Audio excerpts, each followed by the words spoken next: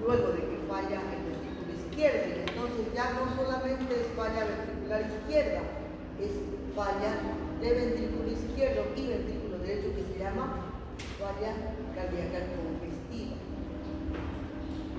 Y de la misma manera que cuando falla el ventrículo izquierdo los síntomas son pulmonares, cuando falla el ventrículo derecho los síntomas son sistémicos, dando lugar a hepatomegalia, a edema de miembros inferiores. Y si hablamos de la poscarga es la fuerza que tiene que vencer el ventrículo izquierdo en cada contracción. ¿De quién depende la poscarga? De la resistencia periférica total. ¿Entienden ese concepto? La resistencia periférica total es la que determina prácticamente la poscarga. La resistencia que tiene que vencer el ventrículo en cada contracción. En la hipertensión arterial, por ejemplo, hay una vasoconstricción, cualquiera sea el origen de la hipertensión arterial, 95% esencial, pero hay una vasoconstricción, un aumento de la presión a nivel periférico. Entonces, el ventrículo, ¿qué tiene que hacer? Aumentar la fuerza contráctil. Al aumentar la fuerza contráctil, pasa un año, pasa 2 años, está bien, pero pasan los años que el ventrículo tiene que hipertrofiarse para poder vencer esa resistencia. Ejemplo claro de aumento de poscarga, la cardiopatía hipertensiva, que determina hipertrofiando el ventrículo izquierdo. Entonces, si yo pregunto, por ejemplo,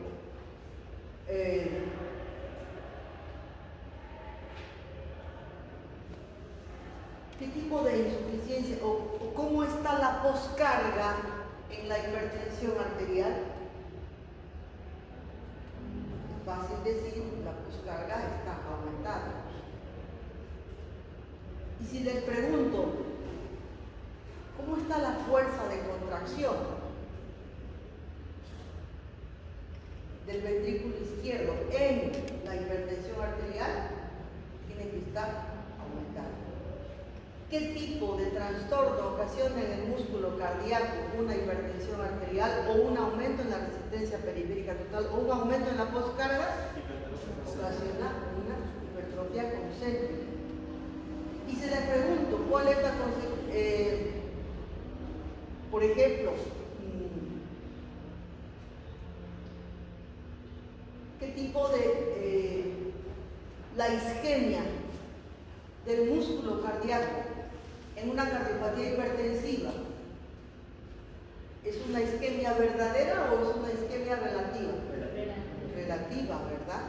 ¿Por qué? Porque ha aumentado el músculo cardíaco, pero no ha aumentado la irrigación. Se produce una alteración entre el aporte y el requerimiento. Hay un mayor requerimiento en tanto que no hay colaterales que hayan aparecido.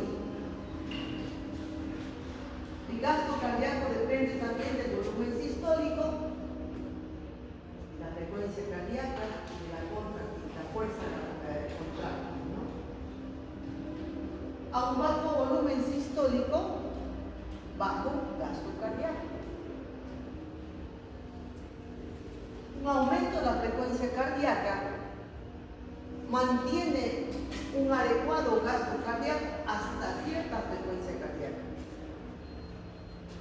Por encima de un límite de frecuencia cardíaca, la frecuencia cardíaca, la taquicardia, por ejemplo, va a disminuir el volumen sistólico y por lo tanto va a disminuir el gasto cardíaco.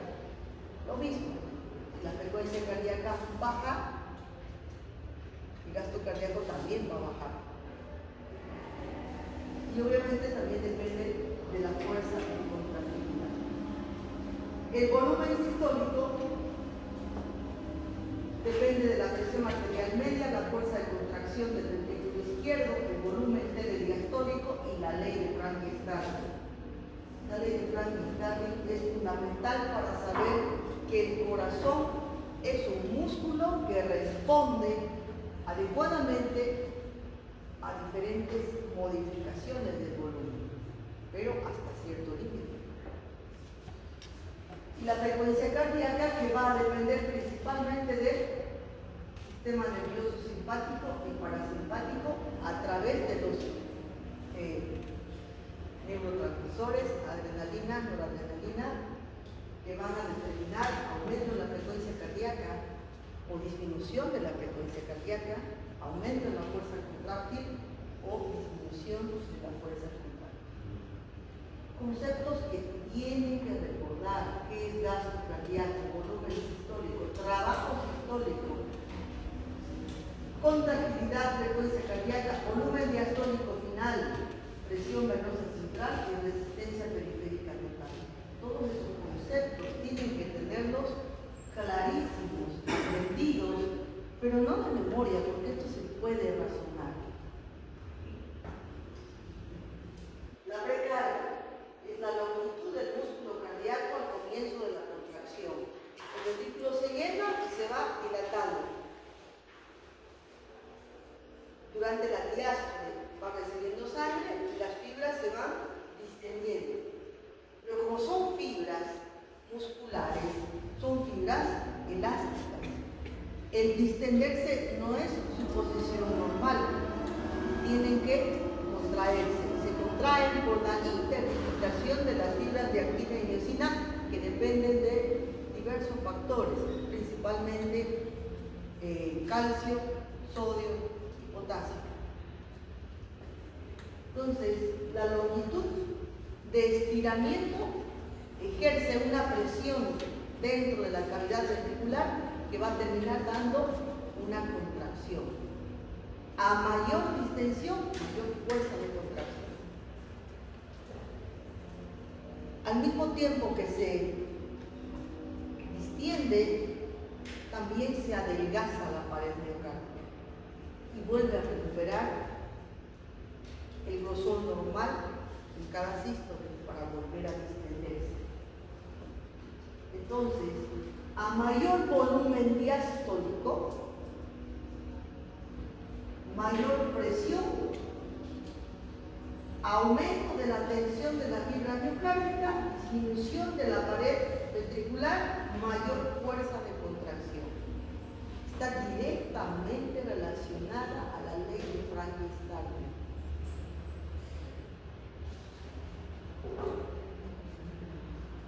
La poscarga es la fuerza que se opone al vaciamiento del ventrículo, ¿no?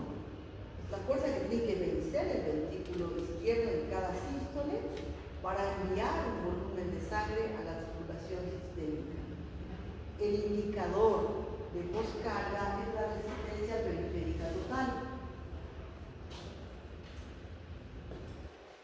Y la contractilidad, es la fuerza de contracción, está relacionada a la precarga, a la poscarga y determinada por la ley de Frankenstein. El resultado es un gasto cardíaco adecuado. El resultado de estas variables es un gasto cardíaco adecuado.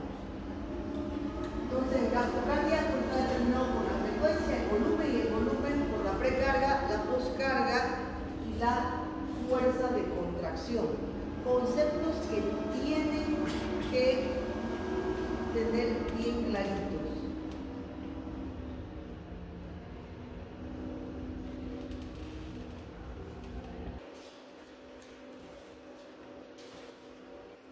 Fisiológicos, cuando se altera la precarga, cuando se altera la poscarga, ¿quién falla? Más del 90% de las insuficiencias cardíacas, ¿quién falla? El ventrículo izquierdo. El ventrículo izquierdo. Y hablamos de insuficiencia cardíaca cuando el ventrículo izquierdo es incapaz de mantener un gasto cardíaco adecuado que supla los requerimientos de nutrientes, principalmente oxígeno, a nivel tisular, de todos los tejidos.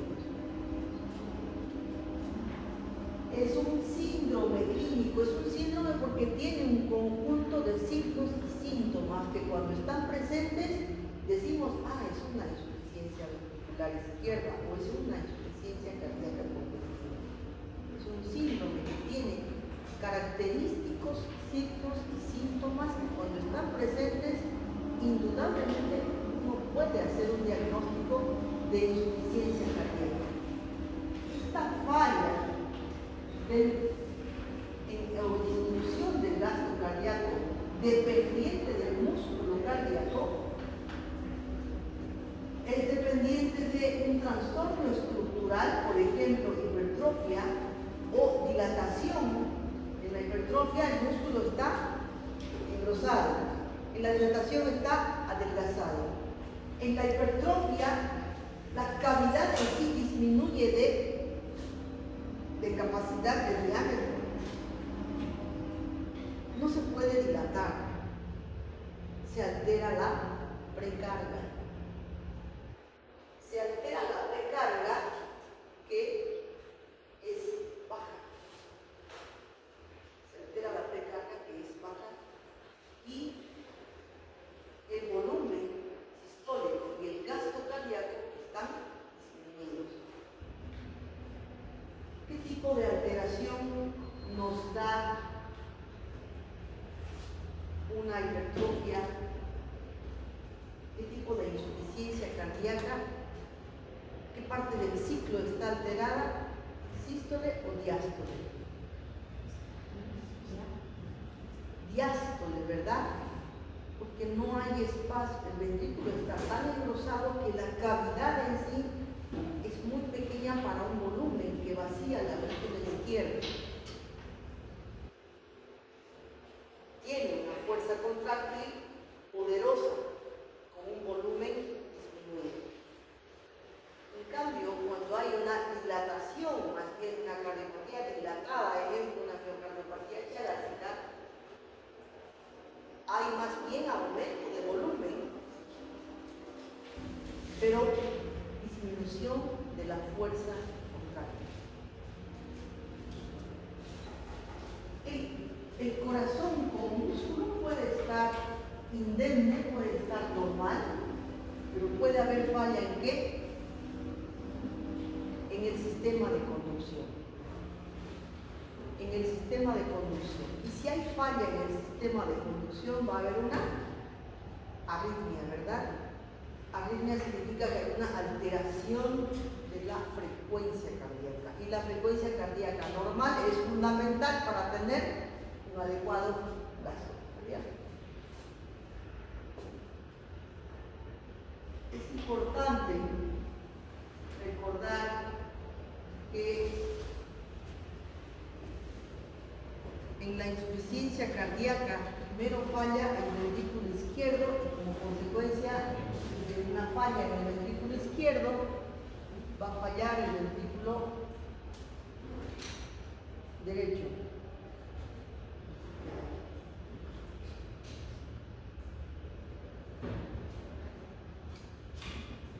Y que los síntomas de insuficiencia cardíaca izquierda son principalmente pulmonares, en tanto que los síntomas de falla cardíaca derecha son sistémicos.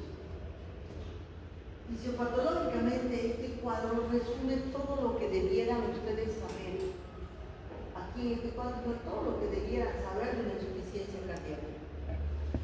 En este cuadrito vamos a ver que cualquiera sea la alteración del corazón como bomba, sea muscular, sea del sistema de conducción, sea de las válvulas, sea del músculo cardíaco y su irrigación, la cardiopatía isquémica, cualquier enfermedad que ocasione un trastorno en el corazón, va a afectar esto, la precarga, la poscarga, va a disminuir la fuerza de contractilidad y va a provocar una alteración en el músculo cardíaco. Va a haber una remodelación del músculo cardíaco. Va a disminuir el gasto cardíaco y aquí estamos en el concepto de insuficiencia cardíaca, disminución del gasto cardíaco efectivo.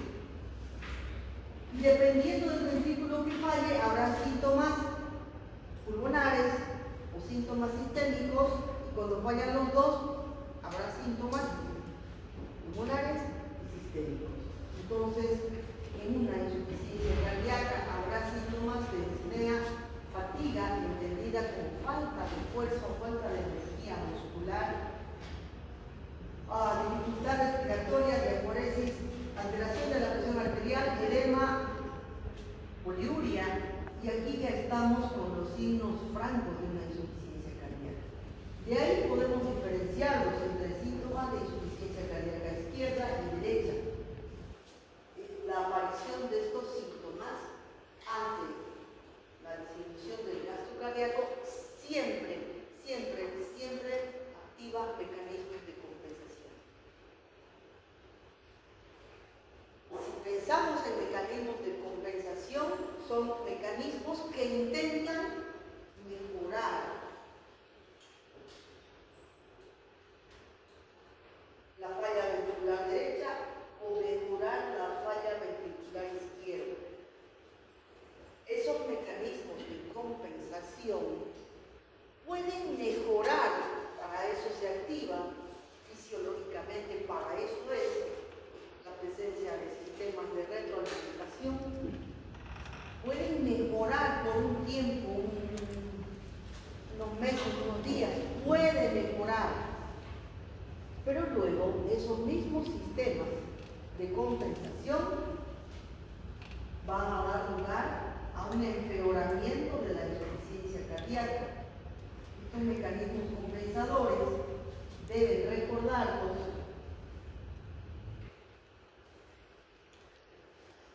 y tienen que ver con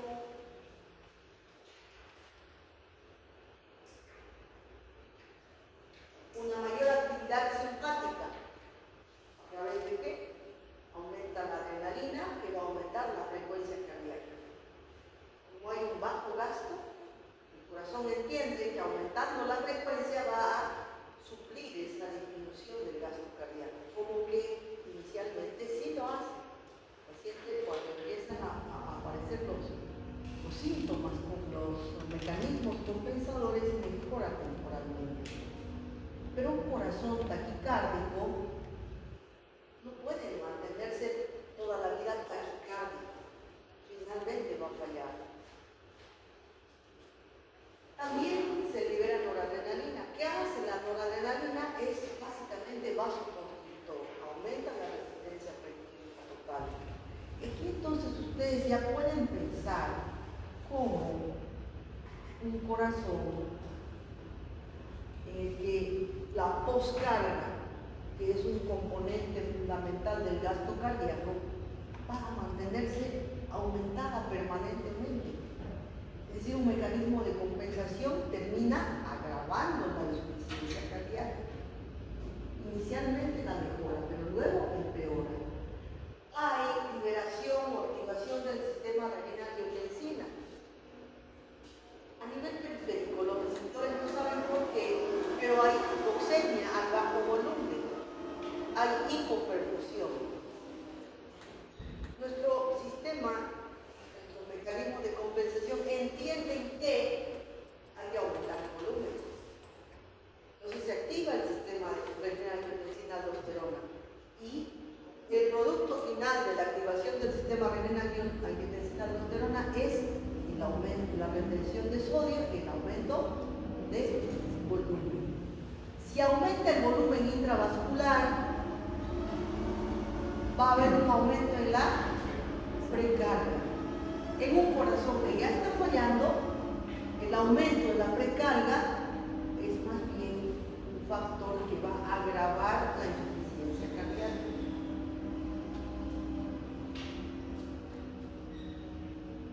Inicialmente, el músculo cardíaco comienza a tener un metabolismo anaerobio, dada la situación de hipoxemia, comienza a haber un metabolismo anaerobio, es decir, baja el consumo de oxígeno, pero eso al mismo tiempo resulta a largo plazo un efecto contraproducente para la producción de energía y para la fuerza contráctil del corazón. Aumenta la tasa de tracción tisular, ¿por qué? Porque se enlentece la circulación en el circuito cardíaco. La ley de Frankenstein nos mantiene hasta cierto momento compensados. Hay ajustes neuromorales que dependen de la actividad simpática y finalmente, localmente el corazón o se va a hipertrofiar o se va a dilatar. En cualquier circunstancia, hipertrofiado o dilatado, se altera el gasto cardíaco. En la cardiopatía hipertrófica, en diástole. En la cardiopatía dilatada, en sístole.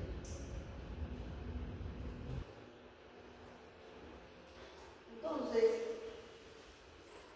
cuando hay falla del ventrículo izquierdo, cuando hay una falla cardíaca, hay una estimulación simpática refleja que va a dar aumento inicialmente a la frecuencia cardíaca y a la fuerza de contractilidad asociado a una vasoconstricción arterial. Esto es dependiente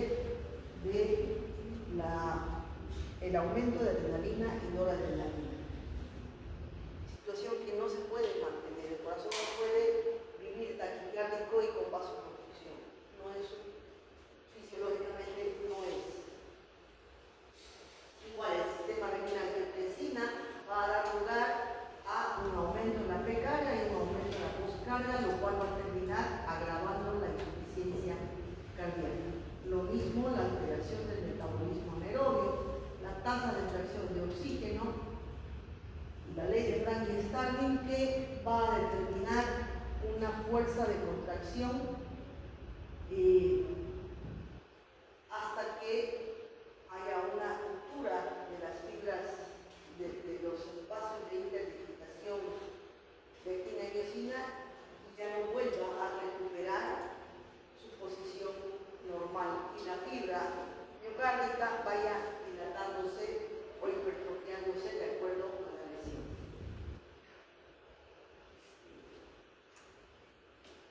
¿Tienen alguna pregunta, algo que no entiendan?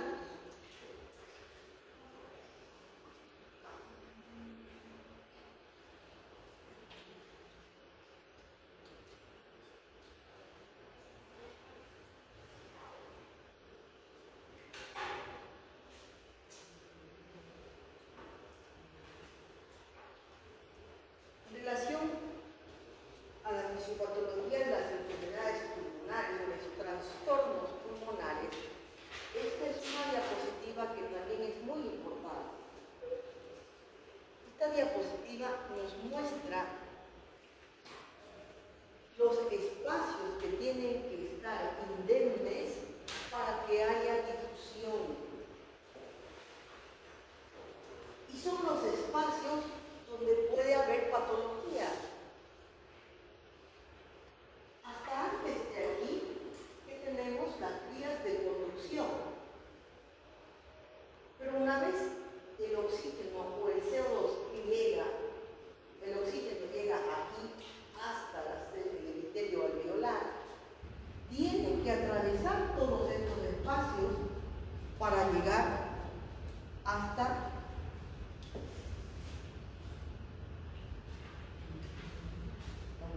que aprendan. Entonces tienen que atravesar todos esos espacios para llegar al eritrocito y que del eritrocito pueda haber perfusión tisular. Entonces, las enfermedades pueden estar hasta antes de que el oxígeno llegue al alveolo, o pueden estar en este espacio, en estos espacios. Cuando hablamos de enfermedades que afectan las vías de difusión de pasaje del aire, estamos hablando siempre de trastornos de la conducción aérea y principalmente trastornos que van a alterar el flujo a nivel de bronquios y bronquiolos, asma, bronquitis, enfisema. Y de forma crónica pueden dar lugar a la enfermedad pulmonar obstructiva crónica. Enfermedades que afectan el epitelio alveolar. Todas aquellas enfermedades restrictivas, neumonía, ectasia, enfermedades que afectan el intersticio, fibrosis pulmonar,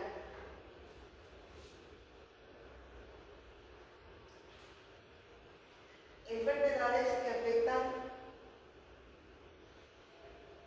la circulación, hipertensión pulmonar primaria o hipertensión pulmonar secundaria.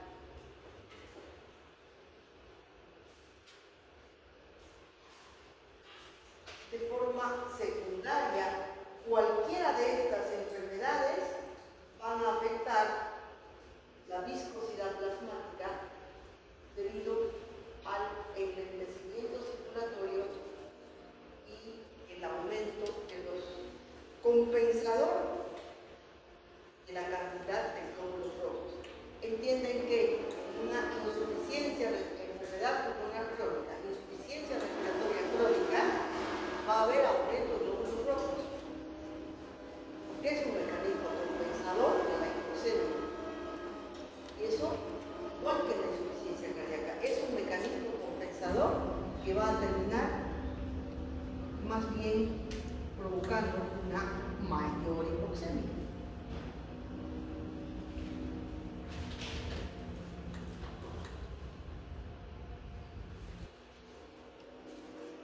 Lo mismo, el oxígeno y el CO2 tienen que atravesar todos esos espacios para que haya una adecuada oxigenación. Estos tres son los tres pasos que tienen que darse para que haya una adecuada oxigenación: ventilación, perfusión y difusión. No se olviden que existen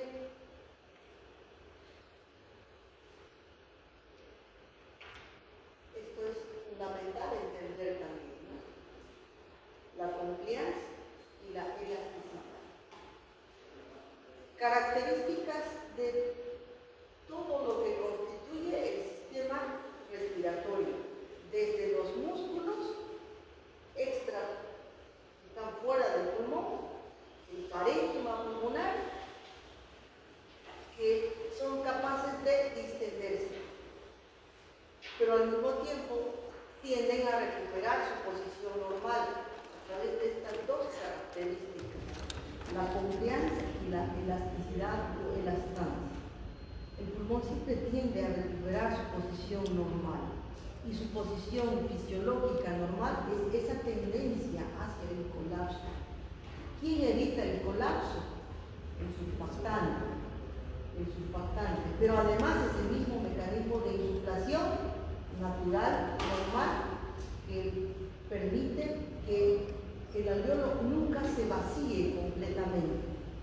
Siempre tiene un volumen residual que hasta el bronquiolo terminal se llama espacio epifenoico muerto, ¿no?